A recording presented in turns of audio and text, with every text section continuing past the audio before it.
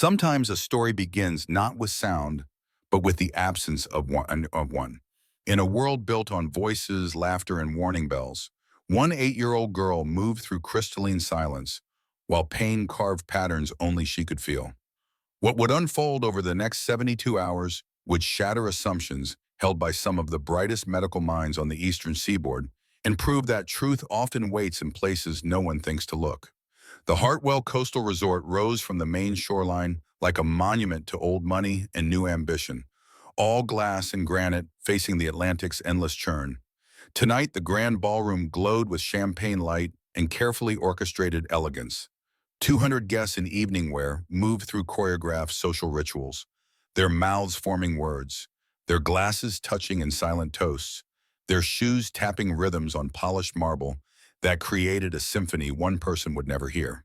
Emma Hartwell stood alone by the floor-to-ceiling windows, small hands gripping a leather sketchbook against the white fabric of her dress. Beyond the glass, winter waves rolled and crashed in moonlit fury, throwing foam 20 feet into the air. She pressed one palm flat against the cold surface and felt the vibration travel up her arm, into her chest, the only connection she had to that distant roar. The ocean had always been her favorite place because it didn't require ears to experience. You could feel it in your bones. Inside the ballroom, a string quartet warmed up near the stage. The violinist drew her bow across strings, adjusting tension, creating notes that floated through the room like promises.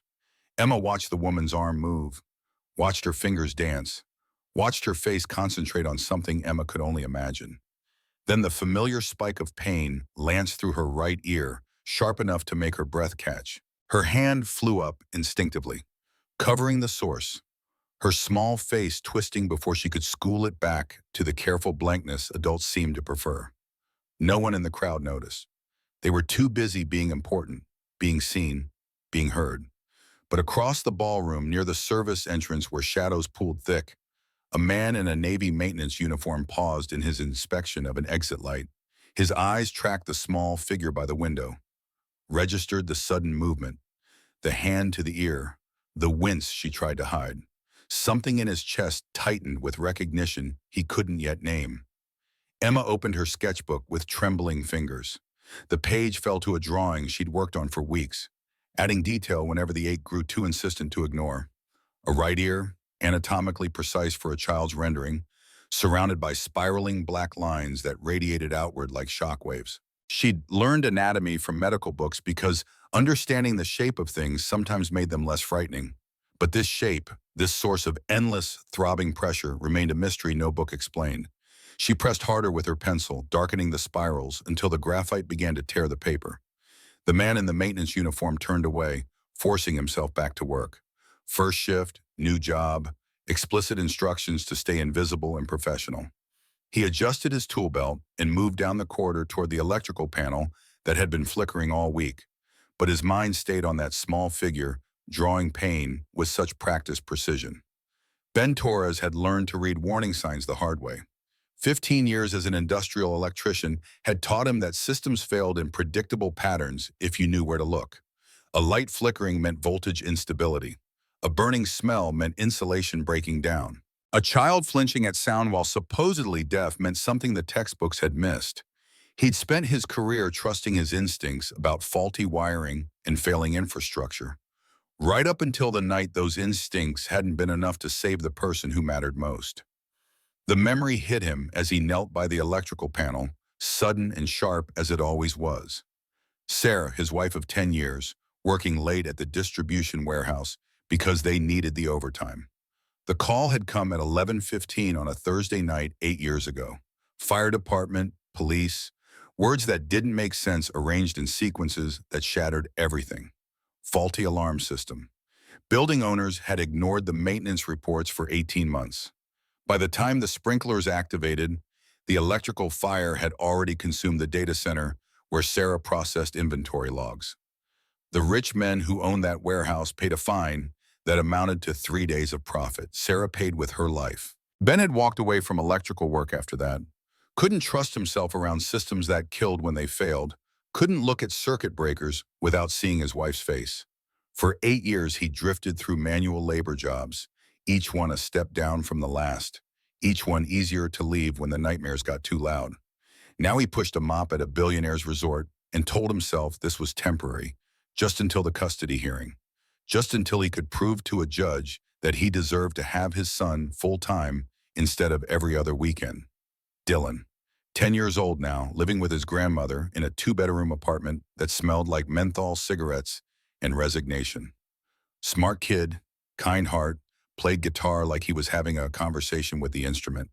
He deserved better than a father who'd let grief hollow him out. He deserved the version of Ben who had once been good at his work, confident in his decisions, capable of protecting the people he loved. The tool belt felt foreign on Ben's hips after so many years away from real technical work. The resort manager had hired him specifically for his electrical background, some insurance requirement about having licensed personnel on staff. Ben had let his certifications lapse, but the knowledge remained, buried under guilt and self-doubt. He tightened a loose connection in the panel and felt muscle memory take over. His hands remembering procedures his conscious mind tried to forget. Footsteps approached from the hallway, the sharp click of expensive heels on stone. Ben glanced up to see a woman in a charcoal business suit moving with the controlled urgency of someone perpetually late for the next important thing. Victoria Hartwell, owner of this resort and 17 others scattered across 3 continents. He'd seen her photo in the employee handbook next to mission statements about excellence and service. The photo didn't capture the exhaustion around her eyes or the way she held her shoulders like she was bracing against invisible weight. Victoria swept past without acknowledging his existence, already pulling out her phone to handle whatever crisis demanded immediate attention. In her world, maintenance workers were part of the architecture, functional and forgettable. Ben had grown used to that invisibility. It made the work simpler when no one expected conversation. But he'd seen her daughter, seen the pain the child tried to hide. And something about that combination, the oblivious mother and the suffering child, scraped against old wounds Ben thought had scarred over. He finished the panel work and moved deeper into the building, checking emergency lights and exit signs in the labyrinth of service corridors that kept the resort's machinery hidden from paying guests. His radio crackled with routine traffic. Housekeeping needed extra towels in 304. Kitchen reported a refrigerator making unusual noises.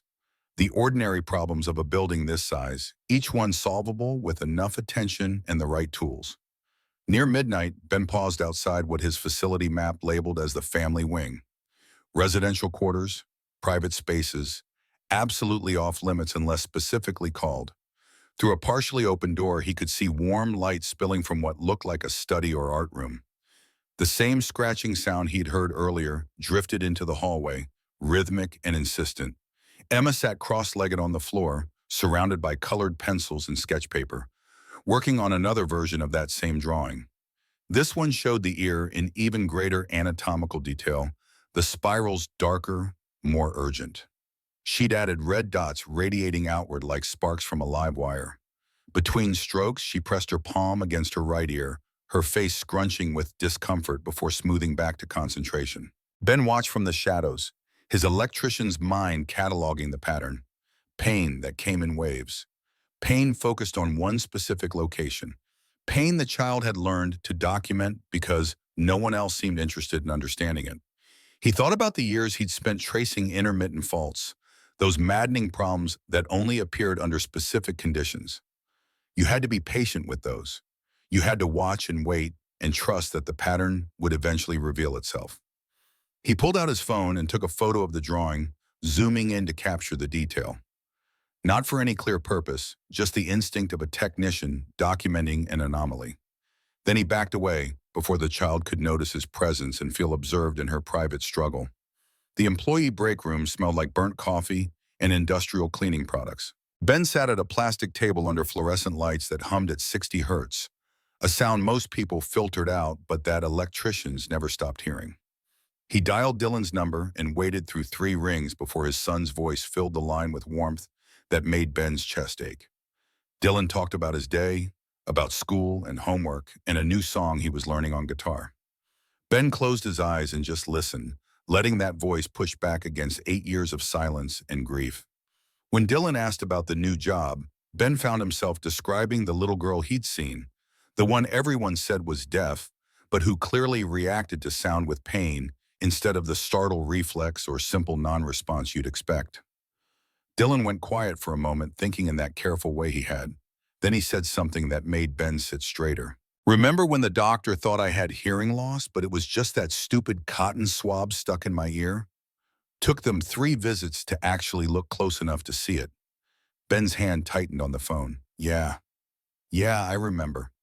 Maybe you saw something they didn't, Dylan continued, his voice matter-of-fact in the way only children could be when stating obvious truths. You're good at finding problems. That's what you used to do. After they said goodnight, Ben sat in the break room for another 20 minutes, staring at the photo of Emma's drawing. The ear, the spirals, the red sparks of documented pain. He thought about his son's words, about doctors who looked but didn't see, about the difference between hearing what people said and actually listening to what they meant. His shift ended at 6 in the morning, but Ben stayed late to walk the building perimeter as dawn broke cold and clear over the Atlantic. The resort grounds were immaculate, every shrub trimmed, every path swept clean of autumn leaves. Money could buy that kind of perfection in the visible spaces, but money couldn't fix what it refused to acknowledge in the shadows. He returned home to a studio apartment 3 miles inland, small and sparse with just the essentials. On his bedside table sat a framed photo of Sarah, Dylan at age 2 in her arms, both of them laughing at something just outside the camera's view. Ben had spent 8 years trying to earn the right to look at that photo without shame, trying to become again the kind of man who noticed when something was wrong and did something about it instead of walking away. He lay down without sleeping, his mind too active to rest. The memory of Emma's face stayed with him, the practiced blankness overlaying genuine suffering. He'd seen that expression before on his own face in mirrors during the worst months after Sarah died. The look of someone who'd learned that showing pain only made others uncomfortable. Around noon, Ben gave up on sleep and drove to the public library. The reference desk librarian looked surprised when he asked for access to medical databases, but she set him up at a computer terminal with visitor credentials. He spent 3 hours reading about pediatric hearing loss, congenital conditions, diagnostic protocols. The language was dense and technical, but not incomprehensible to someone who'd spent years reading electrical code and equipment specifications. What struck him most was how much of the diagnostic process seemed to rely on initial assessment. Once a child was classified as congenitally deaf, every subsequent test got interpreted through that lens. Treatment plans assumed permanent impairment. Pain complaints got dismissed as unrelated or psychosomatic. The system was built to confirm its own conclusions. Ben found a study about foreign objects in ear canals of NICU infants. Apparently, the protective ear coverings used in neonatal intensive care units sometimes broke down, leaving fragments too small to see without specialized equipment. In the documented cases, children had lived for years with chronic pain, recurrent infections, and partial hearing loss, all attributed to their primary diagnosis until someone finally looked closely enough to see the actual cause. He took notes in a small spiral notebook, documenting citation numbers and key findings. It felt good to use his mind this way again, to follow a technical problem to its logical conclusion. This was what he'd been good at once, before grief had convinced him he couldn't trust his own judgment. That evening, he returned to the resort for his second shift.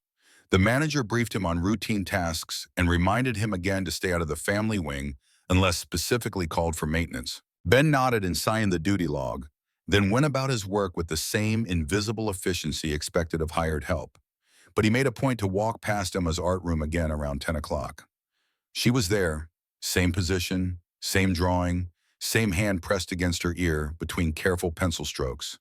The pattern held. Whatever was hurting her hurt in predictable cycles.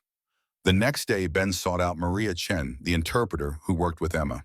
He found her in a small office reviewing lesson plans, a middle-aged woman with patient eyes and quick hands that moved through sign language like a pianist playing familiar scales. He knocked on the open door frame.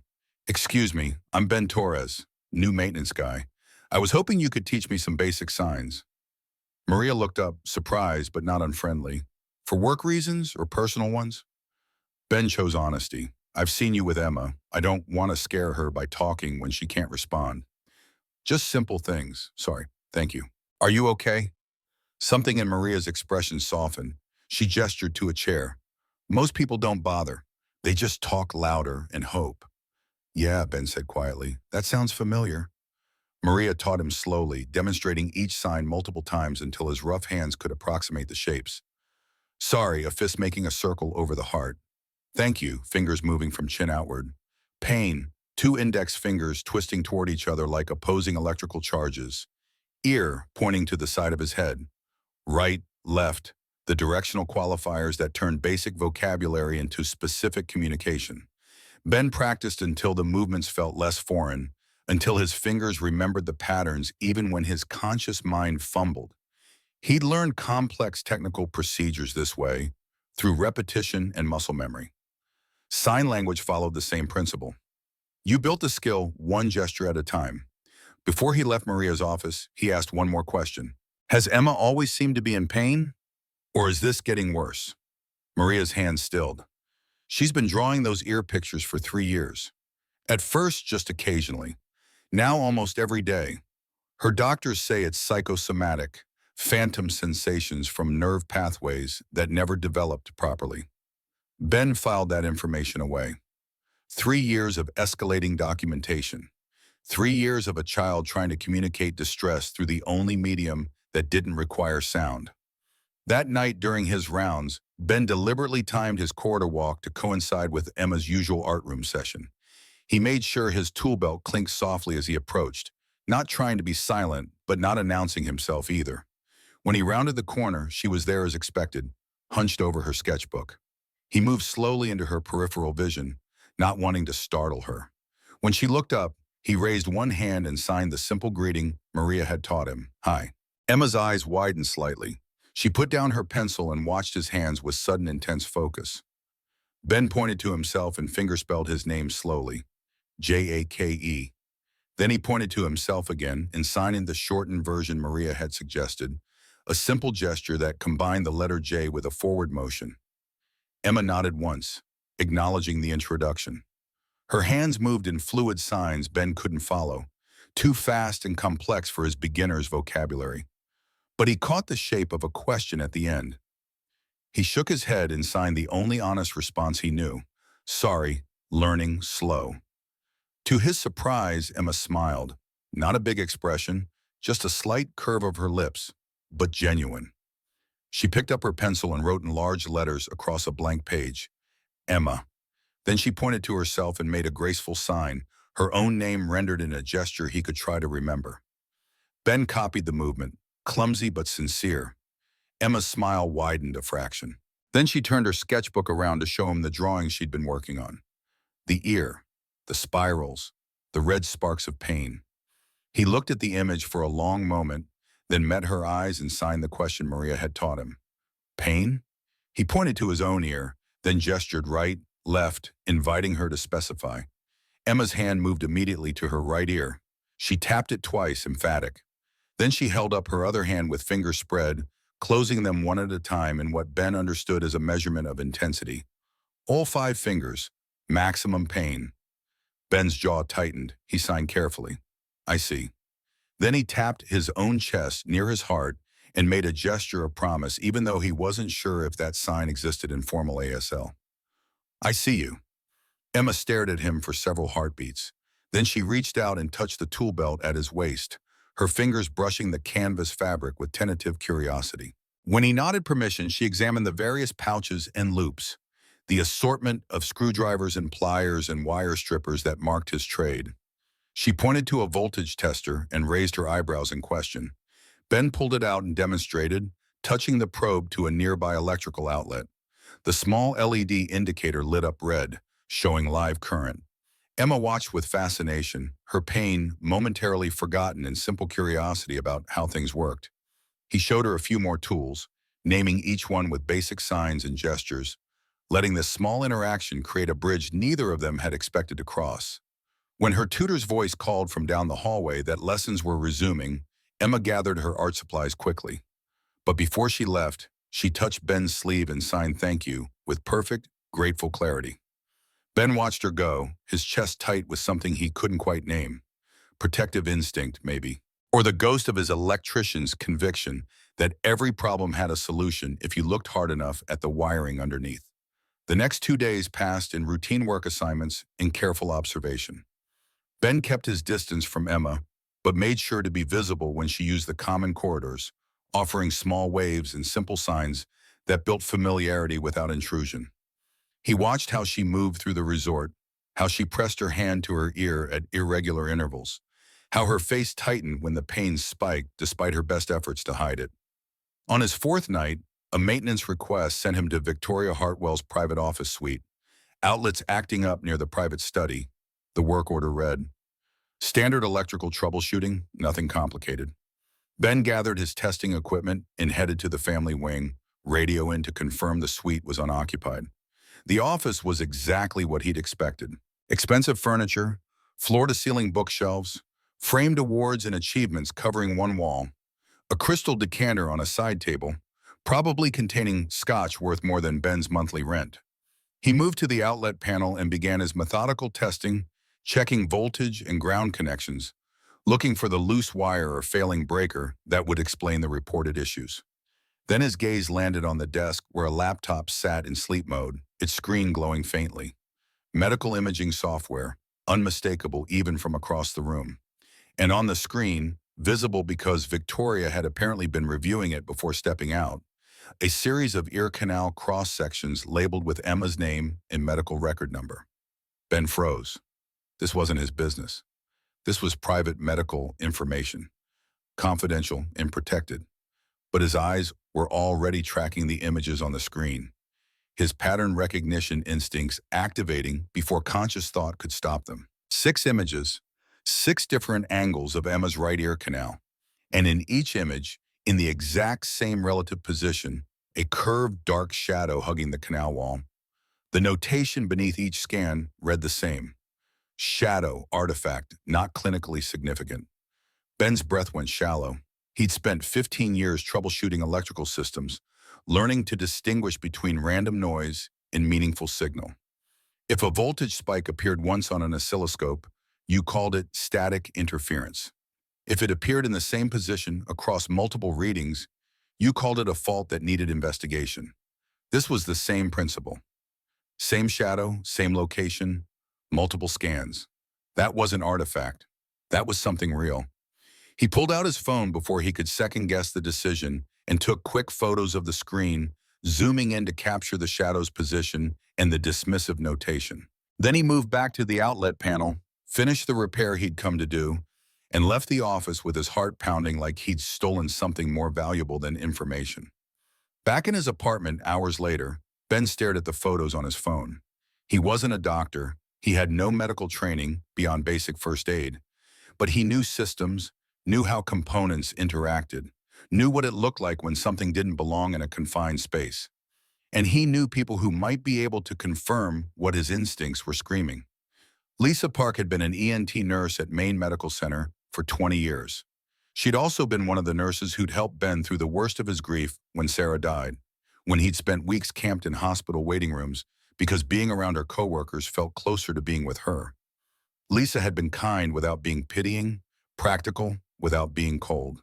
Ben hadn't spoken to her in years, but he still had her number buried in his old contacts. He called at 2 in the morning, knowing she worked night shifts. She answered on the second ring. Ben Torres, her voice came through tired but warm. "It's been a long time. No, I'm sorry. I need your brain for a medical question."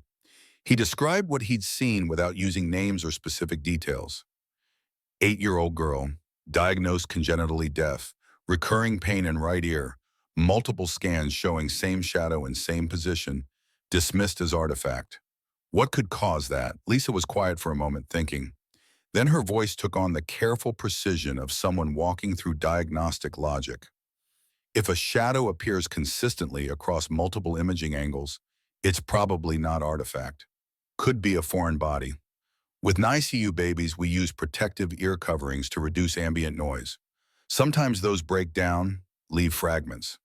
Plastic usually. Small enough to miss on casual inspection, but large enough to cause chronic inflammation, pain, distorted hearing. How long could something like that stay in there? Lisa sighed. I've seen cases go 5, 6 years before someone thought to look closely. The child's already labeled deaf, so nobody questions the symptoms. Pain gets attributed to ear infections or growing pains. Hearing loss is explained by the primary diagnosis. It's not malicious. It's just how confirmation bias works in medicine. Ben's hands tightened on the phone.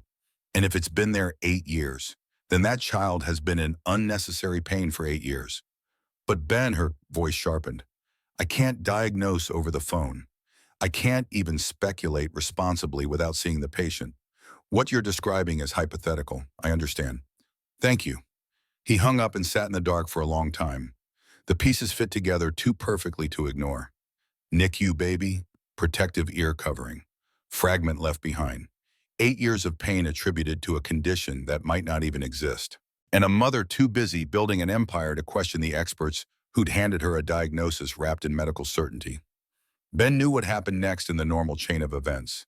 He should report this to his supervisor, who would kick it up to resort management, who would probably do nothing because suggesting a billionaire's child had been misdiagnosed for 8 years was the kind of liability nightmare that made corporate lawyers break out in hives. Or he could approach Victoria Hartwell directly with his concerns and risk getting fired for overstepping boundaries that were clearly marked and reinforced. Neither option felt adequate. But doing nothing, walking away, pretending he hadn't seen what he'd seen, that felt impossible. He'd walked away once before when a system was failing, told himself it wasn't his problem, and his wife had paid the price. The next morning, Ben waited outside Victoria Hartwell's office. He'd rehearsed what he wanted to say, chosen his words carefully to sound concerned rather than accusatory, helpful rather than intrusive. When she arrived, moving through the hallway with her usual controlled urgency, he stepped forward before courage could fail him. Mrs. Hartwell, could I speak with you for a moment? It's about Emma. Victoria stopped, her expression shifting from distracted to guarded in an instant. What about her? Ben kept his voice level. Has she been touching her right ear frequently? Reacting to certain sounds even though she's supposedly deaf? Victoria's face went cold. Why are you asking me this? Because I've seen her in pain, and I've seen medical images that suggest there might be something physically wrong that's been missed. The temperature in the hallway seemed to drop 10 degrees. You went through my daughter's medical files. The laptop was open. I was there to fix an outlet. I saw the scans by accident. But what I saw, Ben pressed forward even as Victoria's expression hardened to stone. There's a shadow that appears in the same place in multiple images. That's not normal artifact. That could be a foreign object. Victoria took a step toward him, her voice dropping to a dangerous quiet. You think you, a maintenance worker, have discovered what 7 board-certified specialists missed?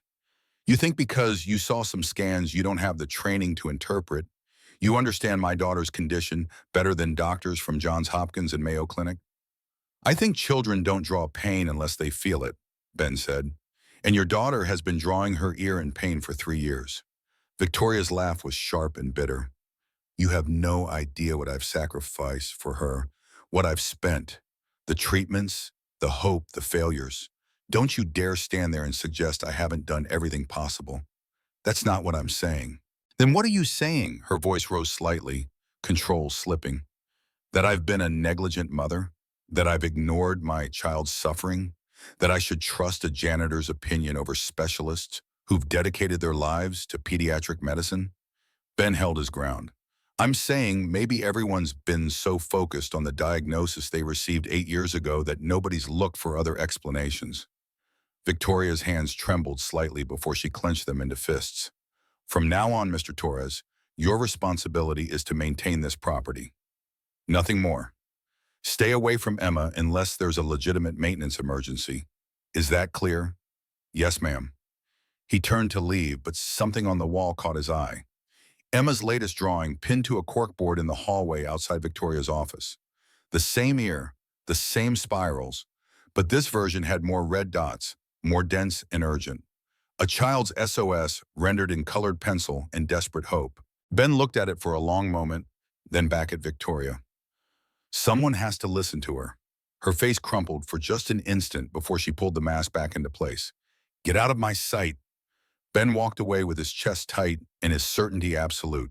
He'd just killed any chance of helping Emma through official channels.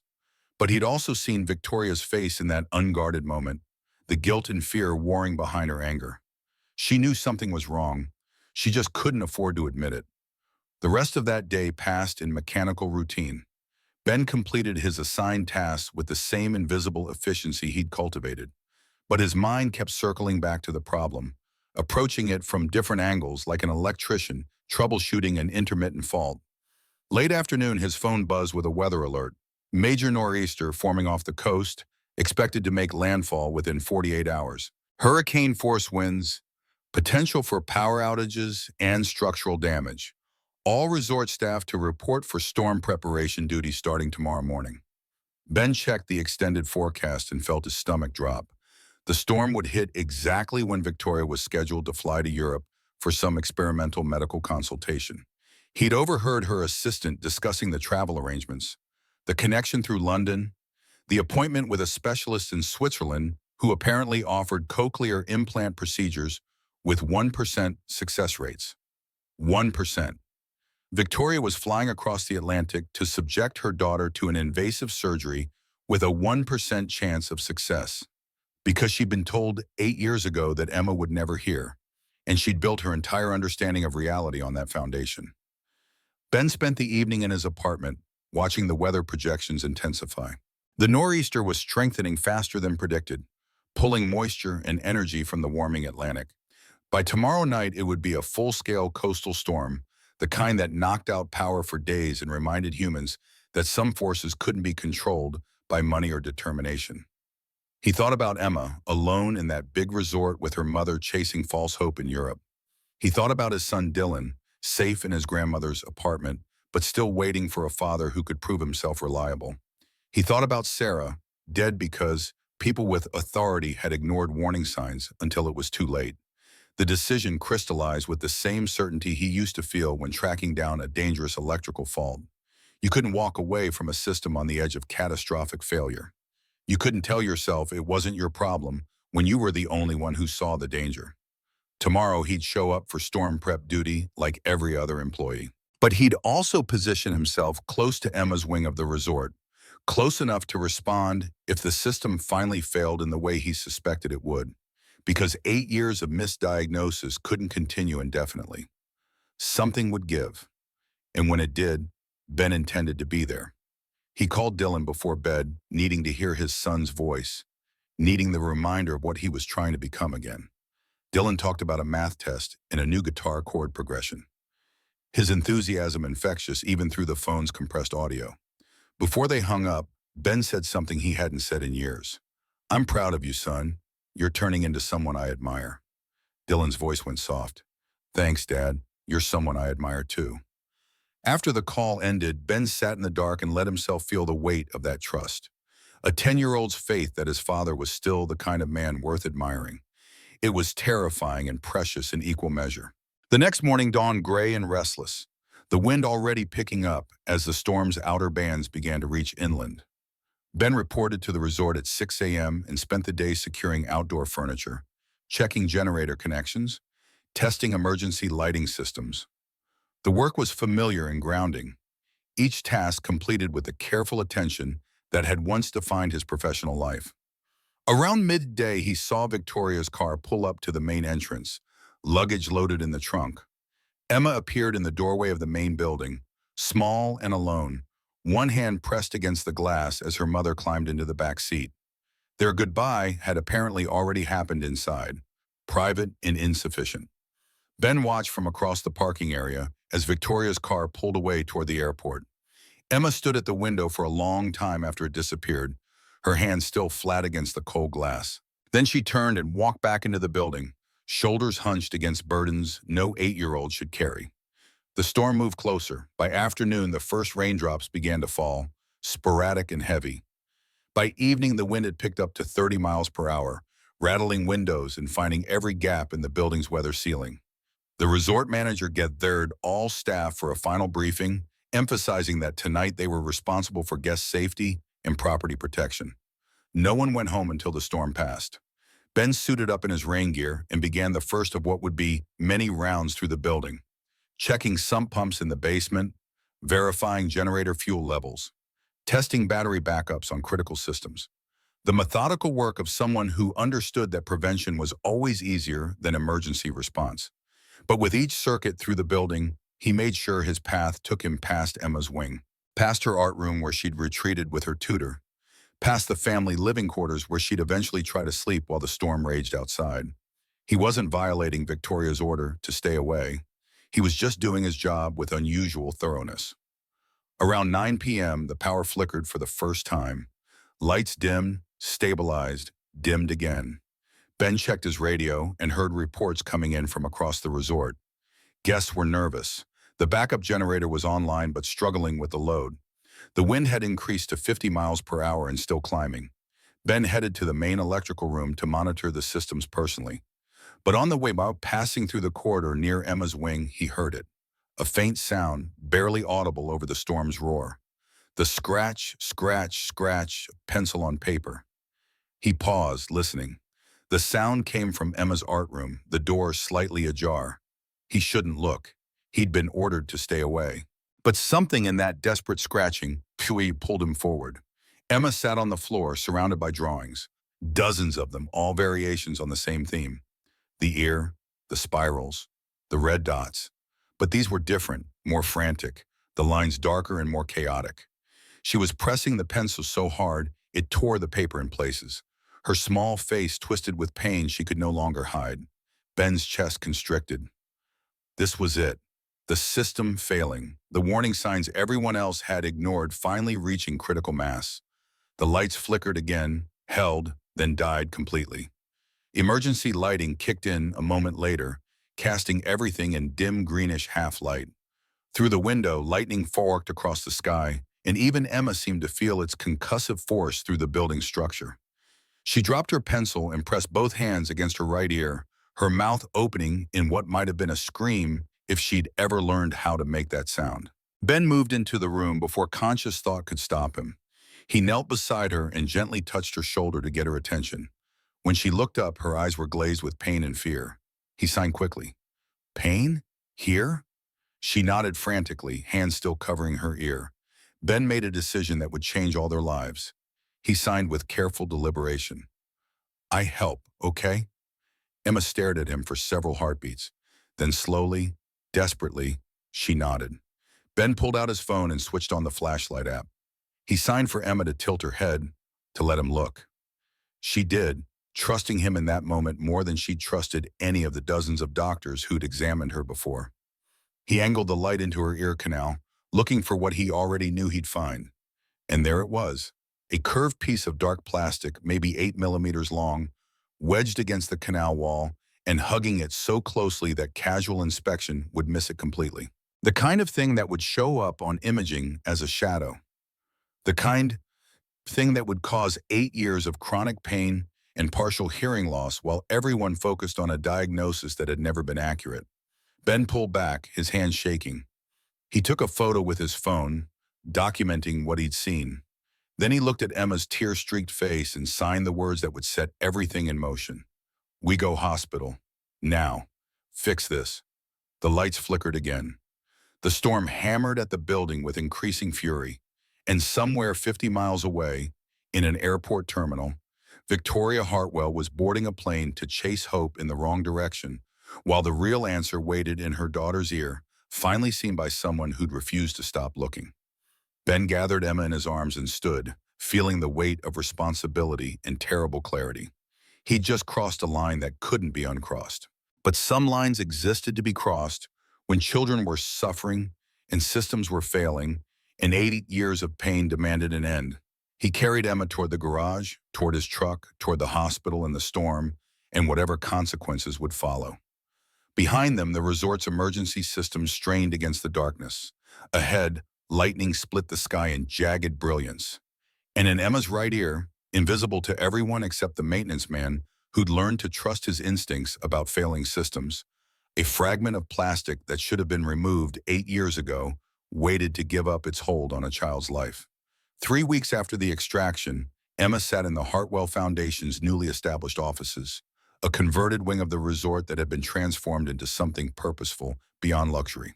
The walls displayed children's artwork, testimonials from families, medical equipment donated by manufacturers who'd seen the news coverage and wanted association with redemption rather than negligence.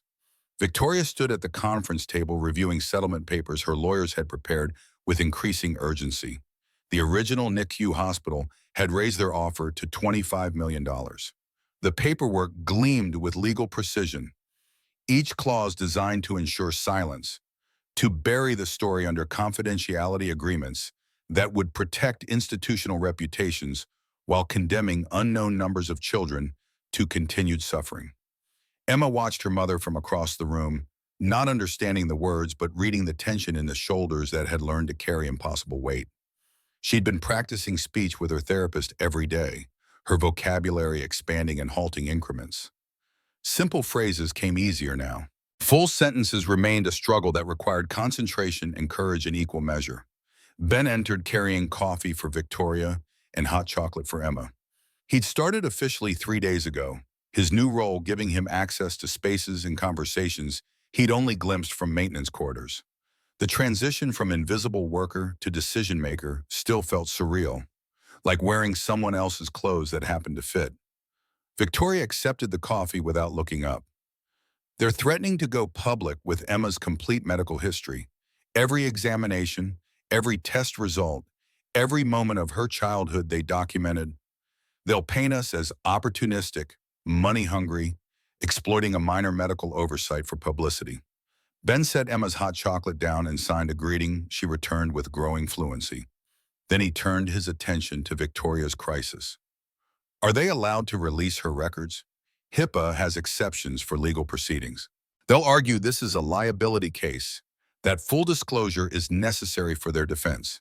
So call their bluff. Ben's voice carried the flat certainty of someone who'd stopped being impressed by institutional intimidation. Tell them you're holding a press conference either way. Let them choose whether they want to be part of the solution or the story about why solutions were necessary. Victoria finally looked up. You want me to go public before they do? I want you to control the narrative. Tell Emma's story on your terms, not theirs. Use it to launch the foundation properly. Make them choose between fighting you in court or joining you in fixing the system that failed. The words settled between them like pieces on a chessboard, strategy replacing panic. Victoria's CEO instincts kicked in, the same mind that had built an empire now applying itself to tearing down institutional indifference. She picked up her phone and dialed her communications director. Schedule a press conference for Friday. Hartwell Resort, main ballroom. National media, medical journals, patient advocacy groups. We're announcing the foundation and telling Emma's complete story. No holds barred. After she disconnected, Victoria looked at Ben with something approaching respect that had nothing to do with gratitude. You've done this before. Gone up against institutions. Ben thought about labor disputes, safety violations he'd reported despite pressure to stay quiet, the complaints he'd filed after Sarah's death that had gone nowhere but taught him how power protected itself. I've lost a lot of those fights, but I learned what happens when you let fear make you silent. Emma stood and crossed to her mother, tapping Victoria's arm for attention. When Victoria turned, Emma signed slowly, deliberately, then pushed sound through the words she'd practiced with her therapist. Tell my story. Her voice still carried that rough unfamiliarity, consonants uncertain, but determination made each syllable clear. Help other kids. Victoria's eyes filled, but she didn't look away from her daughter's steady gaze. You're sure? It means cameras, questions, people knowing everything about what you went through. Emma nodded with the kind of certainty that came from 8 years of pain finally finding purpose.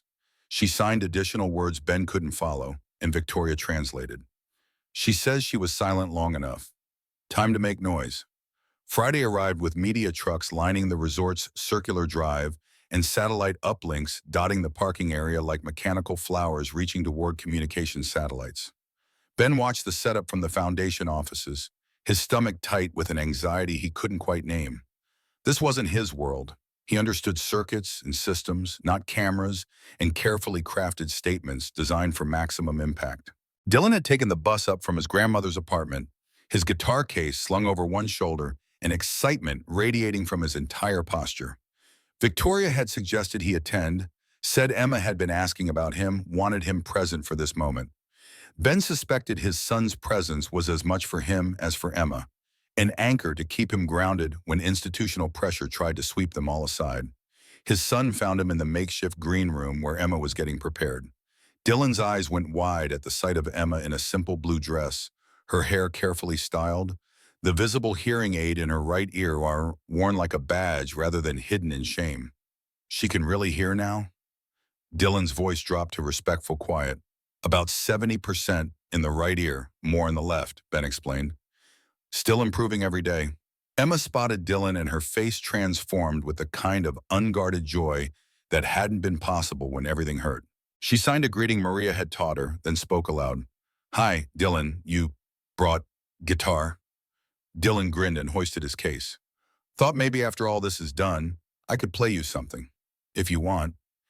Emma's nod was enthusiastic enough to make her wince slightly, the ears still tender from lingering inflammation. Want. Very. Want. The ballroom filled rapidly, 200 seats claimed by journalists whose careers depended on finding stories that mattered to audiences, growing numb to manufactured outrage. Ben recognized the setup from news coverage he'd seen over the years. The podium bristling with microphones, the cameras positioned for optimal angles, the low murmur of professionals assessing whether this story warranted the disruption to their schedules. Victoria entered from a side door, her bearing that of someone who'd negotiated billion-dollar deals and wasn't intimidated by public scrutiny. But Ben saw the tremor in her hands before she gripped the podium, the way she glanced back to confirm Emma was close enough to reach if courage failed. She began with facts. Her name, her company, her daughter's diagnosis 8 years prior.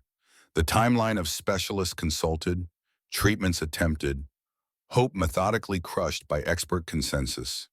Her voice remained steady through the recitation, professional distance maintaining composure. Then she deviated from the prepared remarks her PR team had drafted.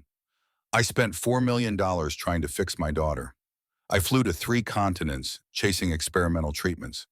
I trusted the most credentialed specialists in pediatric medicine.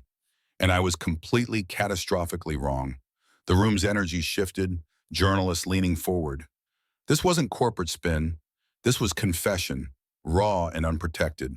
My daughter wasn't born deaf. She was born with perfectly functional hearing that got blocked by a piece of plastic smaller than my fingernail. For 8 years, Emma lived in pain, while I threw money at a problem money couldn't solve because I was asking the wrong questions. Victoria pulled up the first slide, the medical scans showing that curved shadow everyone had dismissed. This appeared in every scan Emma received over 8 years. 7 different specialists looked at these images. Every single one labeled it artifact, not clinically significant. Because once my daughter was diagnosed as congenitally deaf, every piece of evidence got interpreted through that lens. Another slide. Emma's drawings, the progression from simple sketches to desperate documentation of escalating pain. She was trying to tell us. For 3 years, she drew maps of her suffering. We thought it was therapeutic art processing her disability. We never considered she was creating medical evidence because no one else would listen. The journalists were typing frantically now. The story's scope expanding beyond simple misdiagnosis into systemic failure. Victoria clicked to the next slide, showing the extracted fragment in its specimen container. This is what caused 8 years of pain. Industrial plastic from NICU protective equipment, broken down and lodged where routine examination wouldn't find it. And this, Victoria's voice hardened, is the person who finally discovered it. She gestured toward the wings where Ben stood with Dylan and Emma. Ben Torres, not a doctor, not a specialist, a maintenance worker who'd been on the job for 4 days and had the audacity to trust his eyes over everyone else's credentials. Ben felt every camera in the room swivel toward him. His instinct was to step back and to fade into shadows where hired help belonged. But Emma's small hand found his, gripping tight, and Dylan pressed against his other side. His family assembled from broken pieces that had somehow fused into something stronger than what came before. Victoria continued. Ben saw what we refused to see. He questioned what we'd stopped questioning. He acted when everyone else walked past. And because of him, my daughter can hear. Because of him, I finally listened. The ballroom erupted with questions, voices overlapping in professional aggression. Victoria raised a hand for silence and got it through sheer force of presence. Emma wants to speak. Everything else can wait. The room fell silent as Emma stepped up to the podium, Maria beside her ready to translate if speech failed. But Emma had practiced this, rehearsed it with her therapist until the words felt almost natural. She gripped the microphone with both hands and looked out at 200 strangers waiting to judge her story's worth. Hello, my name is Emma. The room held collective breath, aware they were witnessing something beyond news cycle fodder. Emma pushed forward, each word requiring conscious effort. People say I was born deaf, but I was just not heard. The phrase landed with the weight of poetry, simple words arranged to cut through professional cynicism. Emma's voice gained slight confidence, muscle memory starting to override fear. I drew pictures, my ear, the pain. Nobody asked what it meant. Then Ben looked. He listened. She turned to find Ben Marshi in the wings and gestured for him to join her. He shook his head. This was Emma's moment, but she gestured again with the kind of insistence that didn't accept refusal. Ben walked out to scattered applause, feeling exposed and unworthy in equal measure. Emma continued, her hand finding his sleeve the way it had that first night when everything changed. He is not doctor. He is person who cares, that matters more. The applause started as a ripple and built to genuine warmth, journalists responding to authentic emotion in a medium drowning in manufactured sentiment. Emma wasn't finished. My mom is making foundation to help kids like me, kids nobody listens to. She looked up at Victoria standing behind the podium. I love you, Mom. Thank you for finally hearing. Victoria abandoned all pretense of professional composure and pulled Emma into an embrace that cameras captured from every angle. The image would run on evening news nationwide, mother and daughter reunited by truth that should have been obvious 8 years earlier. The press conference continued for another hour, questions ranging from medical specifics to legal implications to foundation operational details. But the story's core had already been established. A child suffering, a system failing, a maintenance worker succeeding where experts hadn't. The narrative was too perfect for news cycles to resist. Afterward, in the relative quiet of the foundation offices, Dylan unpacked his guitar while Emma watched with anticipation that made her seem younger than her 8 years. Ben and Victoria sat nearby, exhausted from performance anxiety finally released. You did well up there. Victoria's voice carried genuine admiration. Most adults couldn't handle that kind of pressure. Had good practice, Ben gestured toward Emma. She's been performing courage every day of her life. Dylan tuned his guitar with the casual expertise of someone who'd made the instrument an extension of thought. He looked at Emma. Any requests, or you want to hear something new? Emma signed, then pushed for words. You choose. I want hear you. Dylan began playing a melody he'd composed himself, something gentle and complex that spoke to hours of practice and natural musicality. The notes filled the space, each one a gift Emma had been denied until recently. She closed her eyes and just listened, her face transforming into an expression Ben had never seen before. Pure contentment without the shadow of pain. When Dylan finished, Emma opened her eyes with tears streaming down her face. Beautiful. So beautiful. Dylan grinned and launched into something more upbeat, a folk tune with intricate finger-picking that made the guitar sound like multiple instruments. Emma started moving to the rhythm, not quite dancing, but swaying in time to music she could finally experience as intended. Victoria watched her daughter discover joy through sound and felt the weight of 8 wasted years pressed down like physical mass. Ben noticed the shift in her expression, the way guilt could ambush even in moments designed for celebration. She's okay, he offered quietly. More than okay. But she wasn't. Victoria's voice barely rose above whisper. For 8 years, she wasn't okay, and I was too blind to see it. You see now, that's what matters. Victoria turned to face him directly. How do you do that? How do you forgive yourself?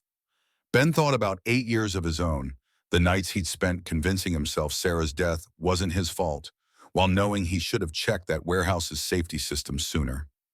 I don't. I just try to be present enough now that the past can't steal everything. The words hung between them, honest enough to hurt. Victoria nodded slowly, accepting wisdom from someone whose resume wouldn't suggest he possessed it. The Foundation's first board meeting convened the following week. Victoria presided with an efficiency that made it clear this wasn't vanity philanthropy but serious institutional reform. Ben attended as Director of Safety Oversight. His role explicitly focused on identifying systemic failures before they caused harm. The medical director from Portland General presented findings from Emma's case review. We've identified 47 similar cases nationwide in the past decade. Children diagnosed with congenital hearing loss who actually had foreign objects, tumors, or infections that mimic nerve damage symptoms. Every single case involved multiple specialists confirming the initial diagnosis without questioning its foundation. 47 children, Victoria's voice was ice. 47 families told their children would never hear, never speak normally, never have the futures they deserved, because the system trusts credentials over evidence. The director nodded. We're proposing mandatory second opinion protocols for all congenital diagnoses.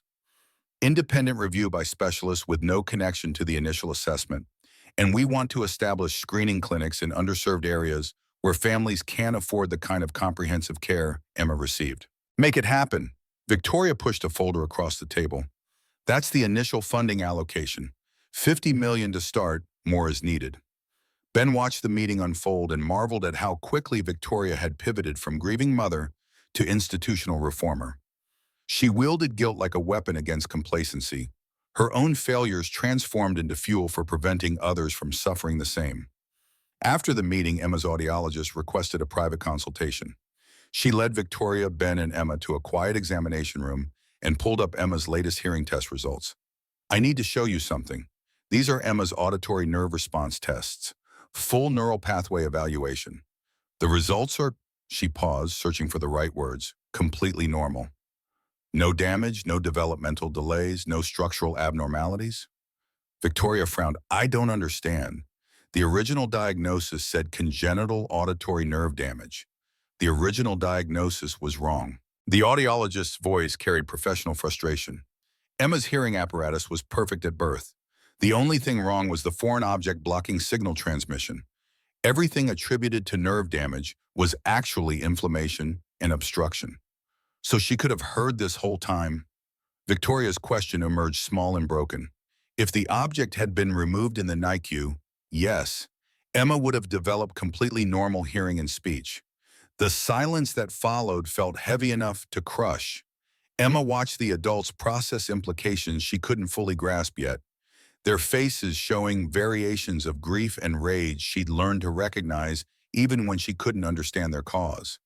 That night, Victoria sat with Emma on the resort's private beach, watching waves roll in under a sky so clear that stars created their own light show.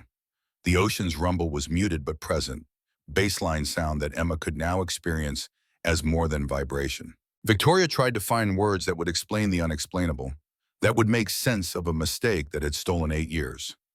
Con you, the doctors made an error, a very big error. Emma tilted her head, processing. What? Error? They said you couldn't hear because you were born wrong, but you weren't born wrong. You were perfect. Something got stuck in your ear that shouldn't have been there. Emma considered this with the pragmatic acceptance of children who adapted rather than dwelling. So I was supposed to hear? Always? Yes. Emma looked out at the ocean, its waves catching moonlight and throwing it back transformed.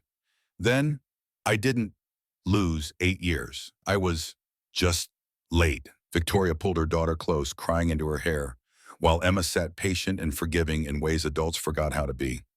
The child's wisdom about her own stolen childhood felt like judgment Victoria deserved and grace she hadn't earned. But Ben found me, Emma continued, her speech improving daily through sheer determination. So, the mistake brought Ben and Dylan and Foundation to help other kids. Victoria held on tighter, understanding that her daughter had somehow transformed catastrophic failure into purpose that made sense of suffering. Emma wasn't minimizing the lost years. She was choosing to extract meaning from them because the alternative was drowning in bitterness she was too young to sustain. The custody hearing happened in a gray courthouse that smelled like floor wax and institutional resignation. Ben sat at the plaintiff's table wearing a suit Victoria had insisted on buying him. Dylan's grandmother and her lawyer positioned across the aisle with expressions that suggested they expected easy victory. The judge reviewed the file with professional disinterest, decades of family law having worn down any idealism he'd once possessed about determining children's best interests. He looked at Ben over reading glasses that had slipped down his nose. Mr. Torres, you're requesting modification of the custody arrangement to grant you primary physical placement? Yes, Your Honor. On what grounds? Ben's lawyer, also provided by Victoria, stood to present their case. But Ben put a hand on her arm and stood himself. On the grounds that I'm finally the father my son deserves. I've spent 8 years proving I wasn't, running from responsibility because I couldn't forgive myself for my wife's death. But 3 weeks ago, I met a little girl who'd been suffering because adults trusted credentials over observation, and I couldn't walk away. Not again. The judge's expression shifted slightly, professional distance cracking. You're the maintenance worker from the news, the Hartwell case. Yes, sir.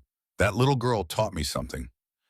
She taught me that showing up matters more than being perfect, that listening matters more than knowing all the answers. My son deserves a father who shows up and listens. I'm ready to be that person. Dylan's grandmother's lawyer objected on procedural grounds, arguing that emotional appeals weren't evidence of changed circumstances.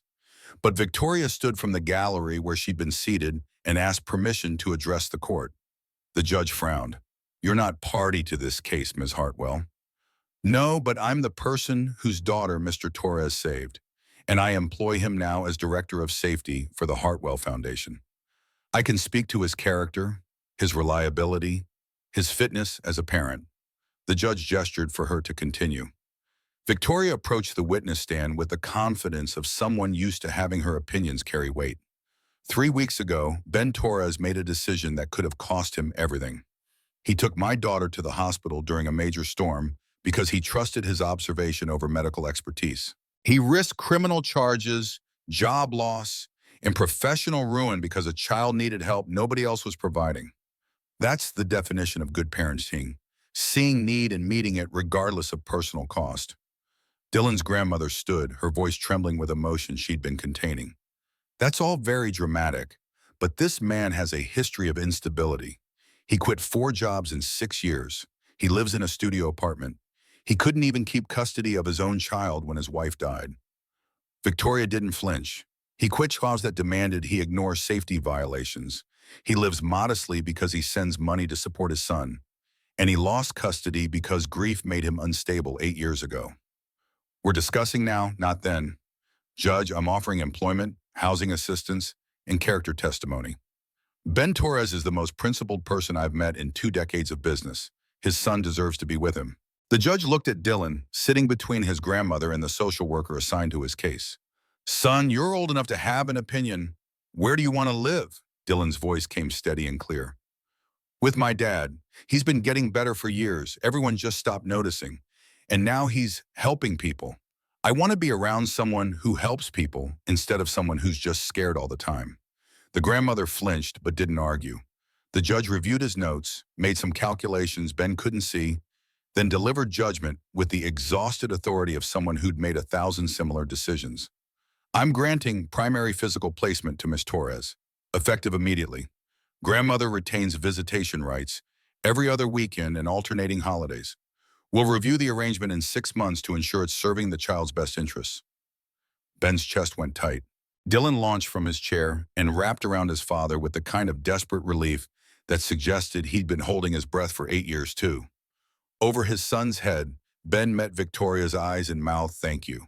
She nodded once, satisfaction and solidarity combined.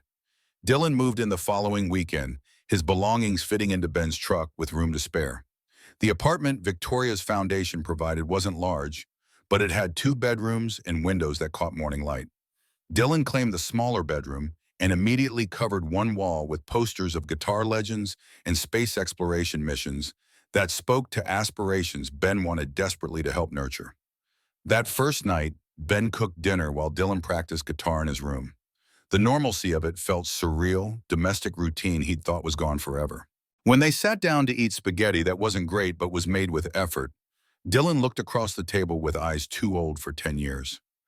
Thanks for not giving up, Dad. Ben's throat closed around words he couldn't quite form. Finally, he managed, thanks for believing I could do this. They ate in comfortable silence, the kind that came from knowing each other well enough that words weren't always necessary. After dinner, Dylan asked if they could visit Emma. He wanted to play more music for her, said he had been working on something special. They drove to the resort where Victoria had given them standing permission to visit. Emma's room had been moved to a suite near the foundation offices, her art supplies and therapy equipment creating organized chaos that spoke to a childhood finally allowed to be messy and creative. Emma lit up when she saw Dylan, her speech improving enough that full sentences came more naturally. Dylan, you came. I've been practicing words for you. Dylan grinned and pulled out his guitar. And I've been practicing songs for you. Fair trade?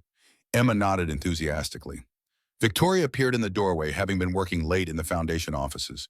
She smiled at the scene, her daughter surrounded by friendship that transcended the isolation deafness had imposed. Dylan began playing a melody he'd spent 2 weeks composing. It had movements that spoke to pain, transforming into joy, silence giving way to sound, loneliness finding connection.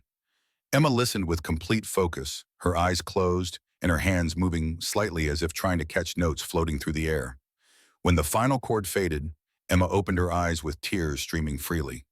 That was your mom's song, wasn't it? Dylan's composure cracked slightly. How did you know it had sadness, but also hope, like someone you love is gone, but you remember the good parts? Dylan nodded, unable to speak. Emma crossed to him and hugged him with the fierce protectiveness of someone who understood loss even if the details differed. Ben watched his son accept comfort from a child who'd been a stranger 3 weeks ago and felt something fundamental shift in his understanding of family. Victoria moved to stand beside Ben, both of them witnesses to healing that had nothing to do with medical intervention. Look at them, her voice carried wonder. Creating beauty from all our failures. Not failures, Ben corrected gently, just detours we had to take to get here. Victoria turned to face him directly. You really believe that? That 8 years of Emma's pain and your grief were necessary to reach this moment? Ben thought about the question, about whether he'd trade those years if he could. Not necessary, just what happened. We can either let it destroy us or use it to build something better. The words were simple enough that they shouldn't have carried weight, but Victoria felt them land somewhere deep, in the place where guilt had been eating her alive since the night Ben carried Emma into that hospital. She'd been so focused on what she'd failed to do that she'd missed what she could still become. I don't know how to forgive myself, she admitted quietly. Then start by forgiving Emma for being perfect when you expected broken. Start by forgiving your younger self for trusting experts who were supposed to know better. Start small and work your way up. Victoria looked at him with something that might have been the beginning of seeing him as more than the maintenance worker who'd saved her daughter. You're wiser than you pretend to be, just older than I'd like to be. Grief ages you fast. They stood in compatible silence while their children created connection through music and shared understanding of what it meant to lose years and find them again transformed. Outside, the ocean maintained its endless rhythm, indifferent to human suffering and human healing in equal measure. The Foundation's grand opening gala happened 6 weeks after Emma's extraction. The resort's ballroom transformed into celebration space that erased any memory of that first night when Ben had watched a suffering child from shadows. 500 guests filled seats, donors and advocates and families whose children had been misdiagnosed, creating community from shared experience. Victoria took the podium wearing confidence that no longer felt like armor against vulnerability. She spoke about the Foundation's mission, the screening clinics already operating in 4 cities, the second opinion protocols being adopted by hospitals nationwide. 47 children had been identified and properly treated in 6 weeks. The numbers would only grow. But the real story, Victoria continued, isn't institutional reform. It's listening. Actually listening when children try to tell us they're hurting. Trusting observation over assumption. Believing that sometimes the person without credentials sees truth that experts miss. She invited Emma to join her on stage. Emma walked out wearing the same blue dress from the press conference, Her visible hearing aid a deliberate statement about embracing difference rather than hiding it. She'd practiced this speech until the words felt natural, until her voice carried confidence instead of just determination. My name is Emma Hartwell. I'm 8 years old. And for 8 years, nobody heard me say my ear hurt. The ballroom went silent, 500 people leaning in. Emma's voice strengthened. I drew pictures. I signed. I tried every way I knew to say pain. But everyone thought they already knew what was wrong. They looked at me and saw death. They didn't see hurting. She turned to find Ben in the front row next to Dylan. One person looked different, not a doctor, not someone important, just someone who paid attention. Ben saw hurting when everyone else saw death, and that changed everything. Emma gestured for Ben to join her. He shook his head, uncomfortable with attention, but she gestured again with the kind of insistence that had become her signature. Finally, he stood and walked to the stage, feeling 500 pairs of eyes tracking his movement.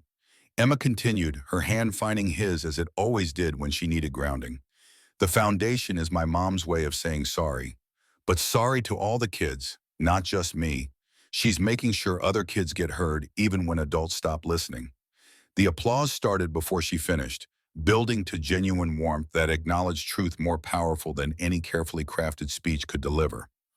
Victoria embraced her daughter while cameras captured the moment for tomorrow's headlines. Ben stepped back, giving them space, but Emma pulled him into the embrace, creating a family portrait that defied easy categorization. Later that night, after the gala wound down and guests departed with foundation literature and commitment forms, Ben found Victoria on the resort's terrace overlooking the ocean. She changed into casual clothes that made her look less like a CEO and more like a mother still learning how to carry success built on failure's foundation. Hell of a night, Ben offered. Victoria smiled without turning. Dylan's playing guitar for Emma in her room. Maria's supervising. I thought they could use some time without adults hovering. Good call. Kid needs normal friendship more than medical supervision. Victoria finally faced him. I owe you more than a and a character reference. You don't owe me anything. Emma's hearing now. That's payment enough. But it's not, is it? Victoria's voice carried something beyond gratitude. You gave me my daughter back. You gave her a chance at the childhood she was supposed to have. How do I even begin to repay that? Ben leaned against the terrace railing, considering the question. You already are. Every child the foundation helps, every family that gets a second opinion, every doctor who learns to question initial assumptions. That's repayment I couldn't have achieved alone. So we're partners in this? In making sure what happened to Emma doesn't happen to anyone else? Ben extended his hand. Victoria shook it, the gesture carrying weight beyond professional courtesy. Partners in reform, partners in listening, partners in believing children over credentials when the evidence demands it. They stood together watching moonlight dance on waves. Two people whose lives had intersected in crisis and found common purpose in its aftermath. Not romance, not yet, maybe never. But connection built on mutual respect and shared mission to transform personal tragedy into systemic change. Inside the resort, Emma and Dylan created music that carried through open windows. Guitar notes and tentative singing combining into something beautiful and imperfect. The sound of children discovering joy in the wreckage adults had made of their early years. The sound of healing, finally loud enough for everyone to hear. 5 months after the extraction, Emma's speech therapist declared her ready for mainstream education. The news arrived on a Tuesday morning while Emma practiced pronunciation exercises, her tongue working through consonant clusters that required precision she'd never needed before. Victoria received the recommendation with mixed emotions that played across her face like weather systems. Pride that her daughter had progressed so rapidly. Fear that the world beyond the resort's protective bubble wouldn't be kind. Guilt that Emma was entering 3rd grade with the social development of a child who'd been isolated for years. Emma seemed unconcerned about the complications adults invented. She'd asked repeatedly about school, about other children, about the normal life that had been promised but never delivered. Now that promise was taking concrete form, and she approached it with the same pragmatic courage she'd shown through every other challenge. The local private academy had been carefully selected. Small class sizes, teachers trained in supporting children with hearing differences, a commitment to inclusion that went beyond legal requirement into genuine philosophy. Victoria had visited 3 times, interviewed staff, reviewed curricula with the intensity she'd once reserved for acquisition targets. Ben accompanied them on the first day, his presence requested by Emma, who'd made clear that her family now included more than biology suggested. Dylan came too, taking a personal day from his own school to support someone who'd become more than friend, something close to sister in the way children built families from choice rather than blood. Emma wore her hearing aid openly, the small device a statement about embracing what made her different rather than hiding it. Victoria had offered more discreet options, technology that could be nearly invisible, but Emma had refused with characteristic directness. Everyone needs to see I'm learning to hear. If they don't know, they can't help. The Academy's lobby smelled like new textbooks and institutional optimism. Emma's third-grade teacher, Ms. Rodriguez, greeted them with warmth that seemed genuine rather than performative. She knelt to Emma's level and spoke clearly, her face positioned so Emma could see her lips. I'm very excited to have you in my class. We've all been practicing some sign language to help you feel welcome. Emma's face transformed with surprised delight. You learned, for me, the whole class. Ms. Rodriguez gestured toward her classroom where small faces pressed against the window, curious and welcoming. We figured communication works better when everyone makes the effort. Inside the classroom, 23 children sat at desks arranged in clusters that encouraged collaboration. When Emma entered, they didn't stare at her hearing aid or whisper questions behind hands. Instead, a girl near the front signed a greeting that Emma recognized and returned, her confidence growing with each gesture that landed correctly. Victoria watched from the doorway, her throat tight with emotions she couldn't name. Ben stood beside her, Dylan pressed against his other side, all of them witnessing a moment that should have happened years ago, but still carried weight arriving late. She's going to be fine, Ben offered quietly. Victoria nodded, not trusting her voice. After a moment she managed, I never imagined she'd have this. Normal childhood things. Friends. School.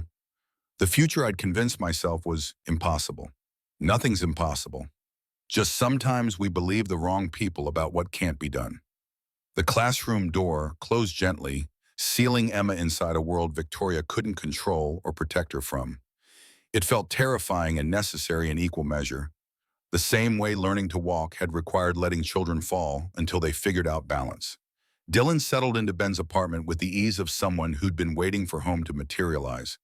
His belongings expanded to fill available space, guitar picks appearing in unexpected places, sheet music colonizing the coffee table, the particular kind of creative chaos that came with musicality. Ben discovered new rhythms in domestic life, making breakfast before school, checking homework that involved math he'd forgotten and history he'd never learned properly. The small negotiations about bedtime and screen time and whether pizza counted as a legitimate dinner option 3 nights in a row. Some evenings Dylan practiced guitar while Ben worked on foundation reports, documentation of screening clinics, and second opinion protocols expanding across state lines. The music became soundtrack to concentration, Dylan's improving technique marking time in a way that felt more meaningful than clocks. On weekends they visited Emma, the 3 of them forming a unit that defied easy categorization. Not quite family by traditional definitions, not quite friendship either. Something new built from shared trauma transformed into shared purpose. Dylan had appointed himself Emma's music teacher, a role he took seriously despite being only 2 years older. He brought his guitar every visit and guided her through basic chords with patience that would have surprised his own teachers, who dealt with his restless energy during regular school hours. Emma's fingers struggled with the shapes, her small hands not quite ready for the stretches required, but she persisted with the same determination she'd applied to speech. Each small victory celebrated as evidence that what had been impossible last week might become routine next month. Dylan showed her a simple 3-chord progression. Okay, so this is C, then G, then D. You'll use these in basically every song ever written. Emma positioned her fingers carefully, pressed down, strummed. The sound emerged muddy and unclear, more noise than music, but she grinned with unguarded joy at having created it herself. Dylan had adjusted her thumb position. Try it again, and don't worry about it being perfect. Music isn't about perfect, it's about feeling. Emma tried again. This time the chord rang clearer, recognizable as intentional sound rather than accident. She looked up at Dylan with eyes that suggested she'd discovered something precious and previously unimaginable. I made music. Dylan grinned. Yeah, you did. And you're going to make a lot more. The Foundation's 6-month review meeting convened with representatives from 12 screening clinics, reporting outcomes that exceeded even Victoria's aggressive projections. 8,000 children evaluated. 63 cases of misdiagnosis identified and corrected. 63 families given back futures they'd been told were impossible. But the numbers that mattered most to Victoria sat in a manila folder marked with Emma's name. Dr. Patterson had requested this meeting specifically to discuss findings that would reshape everything they thought they understood about her daughter's case.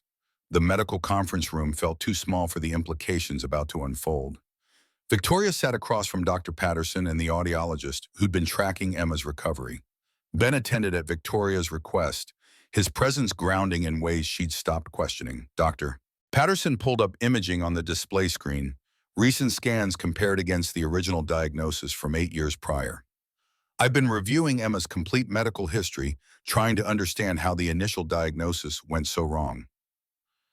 And I found something. He clicked through images, highlighting neural pathways that glowed in false color. These are Emma's auditory nerve response patterns. Current testing compared to neonatal screening. Victoria leaned forward, trying to decipher the technical display. What am I looking at? Completely normal neural development. Dr. Patterson's voice carried professional frustration edged with anger at systemic failure. No damage, no abnormalities, no genetic markers for congenital hearing loss. The original diagnosis was entirely incorrect. Emma never had congenital auditory nerve damage. She had perfect biological hearing capability from birth. The words seemed to echo in the small room, their implications too large for the space. Victoria felt something cold settle in her chest, spreading outward until her hands trembled against the armrests. But the specialists she started, multiple specialists they confirmed a misdiagnosis, Dr. Patterson interrupted gently. Probably based on a misread initial screening, then reinforced through confirmation bias. Once Emma was labeled congenitally deaf, every subsequent test got interpreted through that framework. The foreign object caused symptoms that seemed to support the original diagnosis, so no one questioned the foundation. Ben's voice cut through Victoria's spiraling thoughts. Are you saying Emma could have heard perfectly her entire life if someone had just removed that plastic fragment in the NICU? Dr. Patterson met his eyes directly. Yes, that's exactly what I'm saying. Victoria stood abruptly, her body rejecting information too painful to integrate while sitting still. She moved to the window overlooking the parking lot, watching people move through ordinary days while her understanding of her daughter's childhood shattered and reformed into something unbearable. 8 years, her voice emerged barely above whisper. She lost 8 years of actual hearing. Actual normal development. Because of a mistake, Ben crossed to stand beside her, not touching, but present in the way he'd learned she sometimes needed. She didn't lose 8 years. They were taken. There's a difference. The distinction felt academic.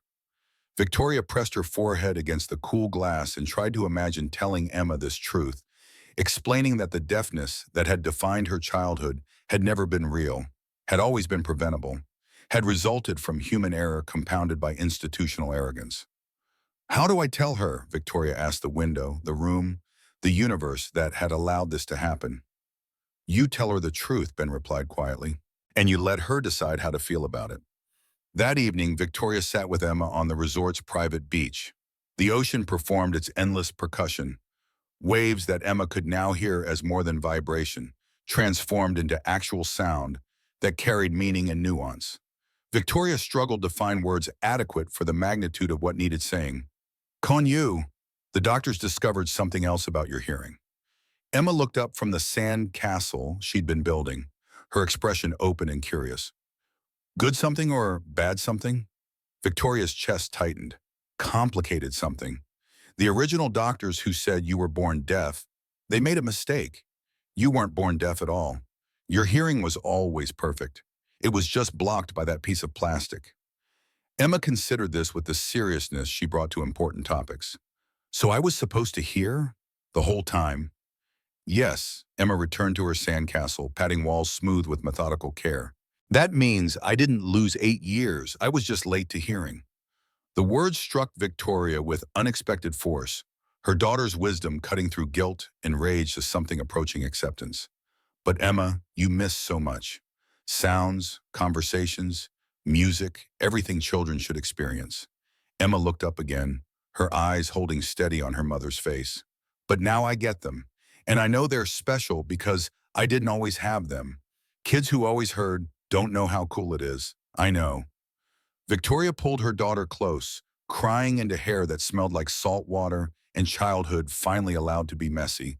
Emma tolerated the embrace with patient understanding, then offered perspective that suggested she'd been thinking about this longer than the 5 minutes since revelation. Also, if the doctors didn't make the mistake, Ben wouldn't have found me, and Dylan wouldn't be my friend, and you wouldn't have started the foundation helping all those other kids. So maybe the mistake was supposed to happen so good things could come after. Victoria held tighter, marveling at her daughter's capacity to find meaning in suffering, to extract purpose from pain. It was the kind of wisdom that should have taken decades to develop, not 8 years of childhood stolen by institutional failure. The medical conference in Boston wanted Emma to speak, to tell her story to physicians whose careers depended on not making the same mistakes. Victoria initially hesitated, protective of her daughter's privacy, but Emma insisted with the same determination that had carried her through speech therapy and school integration. I need to tell them. So they listened to other kids the way Ben listened to me. The conference hall held 500 medical professionals, their credentials and expertise creating an atmosphere of intellectual authority that might have intimidated most 9-year-olds. Emma walked to the podium wearing her school uniform and visible hearing aid, carrying herself with composure beyond her years. My name is Emma Hartwell. I was told I was born deaf for 8 years, but I was just born unlucky. The room went still, medical professionals recognizing a case study they'd read about taking human form. Emma continued, her speech clear enough that only someone listening for hesitation would notice the careful way she formed certain sounds. I tried to tell people my ear hurt. I drew pictures. I signed. I did everything I knew how to say pain. But everyone looked at me and saw deaf. They didn't see hurting. They didn't listen. She paused, making eye contact with audience members in the way her speech therapist had taught her. One person listened, not a doctor, not someone with letters after his name, just someone who paid attention. Ben saw pain when everyone else saw disability. Ben sat in the back row, uncomfortable with attention, but present because Emma had asked. Victoria beside him, Dylan on her other side, the three of them forming her family in configuration that still surprised them with its rightness. Emma's voice strengthened. The foundation. My mom found 63 kids like me in 6 months. 63 kids who were called deaf, but were really just hurting. How many more are out there? How many kids are drawing pictures nobody looks at? She let the question hang, challenging authority that had failed her and countless others. Then she delivered the lines she'd been practicing, words that would be quoted in medical journals and teaching hospitals. Listening and hearing are different things. One is what your ears do, one is what your heart does. My mom had ears for 8 years. Ben had a heart from day one. That's why he found me. The applause started scattered and built to sustained recognition. Medical professionals acknowledging truth delivered by someone whose expertise came from lived experience rather than academic study. Emma stepped back from the podium and found Victoria's eyes across the crowded room, seeking approval she'd already earned 1,000 times over. Later, medical students surrounded her with questions. How did it feel when you first heard sound? What helped most with speech development? What can we do better for future patients? Emma answered each with patience and honesty, becoming educator to people who would someday hold other children's futures in their diagnostic assessments. The custody review hearing happened in early August, 6 months after the initial ruling that had granted Ben primary placement. The judge wanted confirmation that Dylan's living situation remained stable and appropriate, standard procedure for cases where dramatic changes had occurred. Ben arrived at the courthouse wearing the same suit Victoria had bought him for the original hearing. Dylan beside him looking older than his 10 years in khakis and a button-down shirt. Across the aisle, Dylan's grandmother sat with her lawyer, but her expression had softened from the defensive anger of 6 months prior. The social worker assigned to Dylan's case presented her findings with professional neutrality. Mr. Torres has maintained steady employment with the Hartwell Foundation. The apartment provided through his position meets all safety and space requirements. Dylan's grades have improved, his attendance is perfect, and psychological evaluations indicate he's thriving in his current placement. The judge reviewed the file, then looked at Dylan directly. "Son, I want to hear from you. How are things going with your dad?" Dylan sat straighter. "Really good, Your Honor. Dad makes me breakfast every day. He helps with homework, even when the math is hard for him, too. And he teaches me that showing up matters more than being perfect." The judge's expression softened slightly. "What does that mean? Showing up matters more than being perfect?" Dylan glanced at Ben before answering. "It means he's there. Every day. Even when things are hard. He doesn't run away anymore. And that makes me feel safe." The grandmother's lawyer had no objections to continuing the current arrangement. The judge granted permanent modification of the custody order with satisfaction that suggested he'd seen too many cases go the other way. Outside the courthouse, Dylan's grandmother approached Ben with tentative steps. "Can I talk to you for a minute?" Ben nodded, gesturing for Dylan to wait with Victoria, who'd attended as character witness. The grandmother's eyes were red-rimmed, but her voice stayed steady. "I was wrong. About you. About thinking you couldn't take care of him." She swallowed hard. "He's happier with you than I've seen him since Sarah died. And I'm grateful you didn't let my fear keep you from fighting for him." Ben felt something unknot in his chest that had been tight for 8 years. "You love him. That's all that mattered. You kept him safe when I couldn't. Can I still see him? Not just the court-ordered weekends, but when he wants to visit. Anytime. You are his grandmother. That doesn't change." They shook hands, tentative peace between people who'd been adversaries but shared love for the same child. Dylan watched from across the parking lot, old enough to understand what reconciliation looked like, even when adults struggled to name it. As September arrived, Victoria began planning an event that would serve multiple purposes. The Foundation's one-year anniversary, Emma's 9th birthday, a celebration that combined institutional achievement with personal milestone, public acknowledgement with private joy. The resort's ballroom underwent transformation that spoke to careful thought rather than merely expensive decoration. Children's artwork from Foundation screening clinics covered one wall, testimonials from families whose lives had changed because someone finally listened. Tables held centerpieces made by Emma's classmates, their creative interpretations of what hearing meant rendered in construction paper and enthusiasm. Emma helped with planning, her input carrying equal weight to professional event coordinators. She wanted music, specifically Dylan performing, and space for dancing because movement to rhythm still felt like discovered magic. She wanted beach access so guests could experience the ocean the way she'd learned to, through multiple senses working together. The invitation list grew to include medical professionals who'd embraced the Foundation's mission, donors whose money funded screening clinics, and families whose children had been saved from years of misdiagnosis. But Emma insisted on keeping it personal too.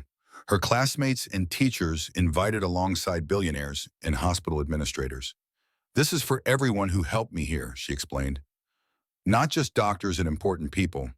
Everyone who made the effort." The evening of September 21st arrived with weather that felt personally arranged. Clear skies and gentle breeze that carried ocean scent without the harsh cold that would come in another month. Guests began arriving at 6, the ballroom filling with conversations that ranged from medical protocol discussions to children comparing notes about third-grade teachers. Emma wore a dress she'd chosen herself, deep blue that matched her eyes, her hearing aid decorated with small silver stars Dylan had helped her apply. She moved through the crowd with confidence that would have been impossible a year ago, speaking to adults and children with equal ease, her voice carrying only the slightest trace of the struggle that came with learning speech after 8 years of silence. Victoria watched from near the Foundation display, seeing her daughter transform not just in capability, but in fundamental sense of belonging. Emma no longer stood apart from the world, watching it move without her. She participated fully, created her own noise, demanded space that had been denied too long. Ben found Victoria in her observation, Dylan beside him carrying the guitar case that had become extension of his identity. "You ready for this?" Victoria smiled. "For which part? The Foundation milestone, Emma's birthday, or the speech where I have to talk about the worst mistake of my life in front of 500 people?" "All of it." Ben's hand found hers briefly, contact that had become natural over months of partnership, evolving into something neither had named but both recognized. You're going to be great, and Emma's going to steal the show anyway. Dylan grinned. She's already got my guitar solo planned out, very specific about which songs I should play. The formal program began at 7. Victoria took the podium with Emma beside her, both of them visible representations of how far they'd traveled in the 12 months. Victoria spoke about the foundation's impact, the 12,000 children screened, the 147 misdiagnoses corrected, the hospital protocols changed across 18 states. But the real story, Victoria continued, isn't institutional reform. It's about believing children when they tell us something's wrong.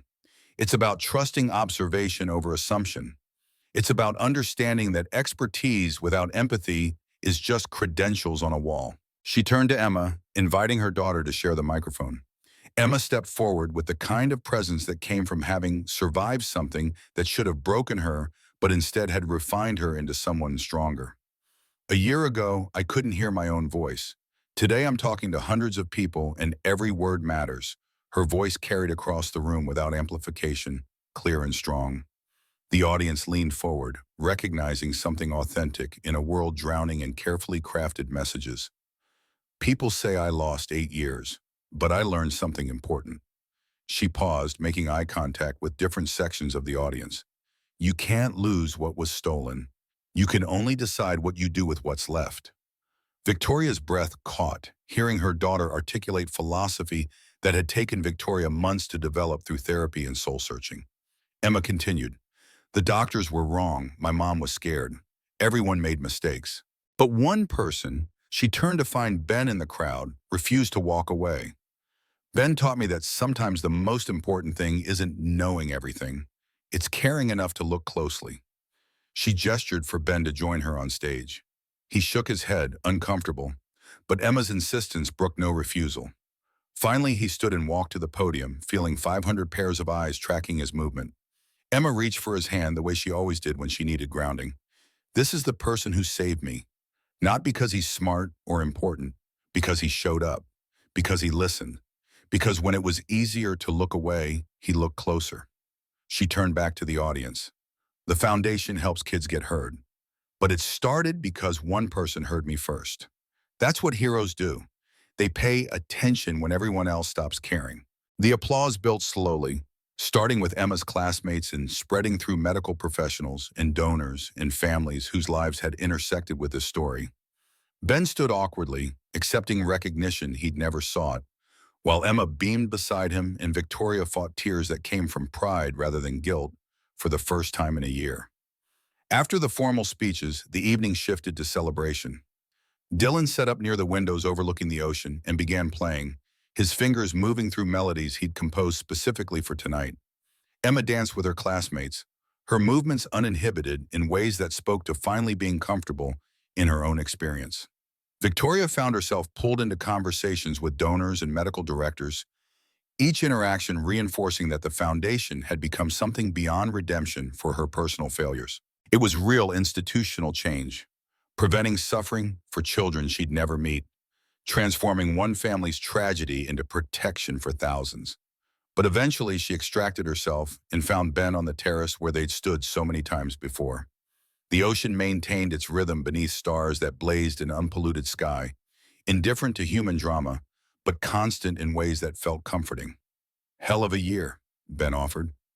Victoria laughed, the sound carrying genuine amusement rather than bitter irony. "That's an understatement. 12 months ago, I thought I knew everything about my daughter. Turns out I knew nothing that mattered. You knew you loved her. That matters." Victoria turned to face him directly. "What is this? Us, I mean. We've been dancing around it for months. Partnership? Friendship? Something else?" Ben's expression remained thoughtful. "Whatever you're comfortable with. I'm not in any position to make demands. What if I wanted it to be more than partnership?" The question hung between them, weighted with implications neither had fully explored. Ben's hand found hers, tentative contact that suggested possibility without demanding immediate answers. "Then we take it slow, figure it out together. Dylan comes first for me, Emma for you. but maybe there's space for us to build something alongside that, if you want. Victoria squeezed his hand, accepting terms that left room for fear and hope to coexist. I want. I'm just not entirely sure what that looks like yet. Neither am I, Ben admitted. But I've learned that sometimes not knowing is okay if you're with someone who's willing to figure it out together. They stood together, watching moonlight on waves, two people learning to build something new from the wreckage of what they'd lost. Inside, guitar music carried through open windows. Dylan's playing, accompanied by Emma's voice, a tempting harmony she'd never have achieved a year ago. Emma appeared in the terrace doorway, her face flushed from dancing and laughter. Mommy, Ben, come dance, please. Victoria hesitated, conscious of the crowd, the cameras that had documented tonight's event. But Emma's hands pulled at both of them with insistence that didn't accept refusal, and somehow that mattered more than maintaining appropriate boundaries. Yu, there are people watching. Important people. Emma's response carried the kind of clarity that came from 8 years of being watched but not seen. So let them watch me being happy. That's what tonight is for. Victoria felt something shift in her chest, the last resistance to fully embracing joy collapsing under her daughter's simple logic. She took Emma's hand and Ben's and let herself be pulled back inside where Dylan had started playing something upbeat that demanded movement. The three of them danced with abandon that would definitely appear in tomorrow's coverage. Billionaire CEO and maintenance director and child who shouldn't have been able to hear the music but was creating her own rhythm anyway. Dylan captured it on his phone between guitar phrases, preserving the moment when formality gave way to genuine celebration. Later, much later, after guests had departed and cleanup crews had restored the ballroom to its default elegance, the four of them sat on the beach in evening clothes inappropriate for sand and salt water. Emma had convinced everyone that birthday cake should be eaten on the beach at midnight because rules about appropriate behavior were less important than creating moments worth remembering. Dylan strummed his guitar softly, playing melodies that mixed with wave sounds into something that felt like soundtrack for their particular kind of found family. Emma leaned against Victoria, her energy finally depleted after hours of being the center of attention. Best birthday ever, she announced to the ocean and the stars and anyone who might be listening. Victoria kissed the top of her daughter's head. I'm glad, Yu. You deserve 1,000 more just like it. Emma was quiet for a moment, then spoke with the kind of profundity that sometimes emerged when children were tired enough to bypass their filters. I'm glad I was late to hearing. If I'd always heard, I wouldn't know how special it is. I wouldn't have met Ben and Dylan. Mom wouldn't have started the foundation. All those other kids wouldn't have been helped. Dylan stopped playing, struck by the observation. So you're saying the bad thing had to happen so the good things could come after? Not had to, Emma corrected. Just did. And we get to choose what we make from it. Ben and Victoria exchanged glances across the children, both recognizing wisdom that had taken them decades to approach and their children had somehow internalized through sheer necessity of survival. The ocean rumbled its endless commentary, waves that Emma could finally hear creating percussion for a life that shouldn't have been possible, according to expert consensus, but existed anyway because one person had trusted observation over authority. Victoria pulled her daughter closer, Ben's arms settling around her shoulders with familiarity that suggested they'd been building toward this configuration for longer than either had consciously acknowledged. Dylan pressed against Ben's other side, his guitar quiet now, all of them watching moonlight dance on water. Emma spoke once more before sleep claimed her voice carrying the drowsy certainty of children who'd learned to survive what should have broken them. The best sound isn't music or ocean. It's people you love saying they won't give up on you. That's the sound of hope. Everyone deserves to hear it. The words settled over them like blessing, simple truth that contained everything that mattered. Victoria felt Ben's hand tighten on her shoulder, felt Emma's steady breathing against her chest, heard Dylan's quiet agreement hummed in melody, too soft for words. They sat together as September night deepened toward autumn, four people who'd found each other through crisis and chosen to remain together through healing. Not because blood or obligation demanded it, but because they'd learned that family meant showing up even when it was hard, listening even when silence was easier, believing even when everyone else had stopped looking. The ocean maintained its rhythm, indifferent but constant. The stars wheeled overhead in patterns that had existed before any of them were born and would continue after they were gone.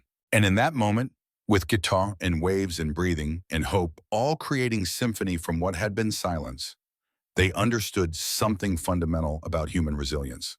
The hardest lessons often taught the most about what could be survived. The stolen years couldn't be recovered, but the years ahead stretched unlimited with possibility. And sometimes, if you were lucky enough to find people who refused to walk away, being late to hearing meant you appreciated every sound like the miracle it actually was. Emma slept peacefully in her mother's arms, her dreams full of music and laughter and voices that belonged to people who'd fought for her right to hear them. Victoria held her daughter and let herself imagine futures that extended beyond guilt and fear into something that might eventually resemble peace. Ben sat with his son close and his heart full of gratitude for second chances he'd thought were gone forever. Dylan played quiet melodies for an audience of stars and family, his music speaking what words couldn't quite capture about belonging and home, and the particular kind of love that chose you rather than being assigned by biology. And the ocean, ancient and impartial, bore witness to their small triumph over institutional failure and human error, its waves applauding in the only language that transcended all others, the sound of life continuing despite everything that tried to silence it.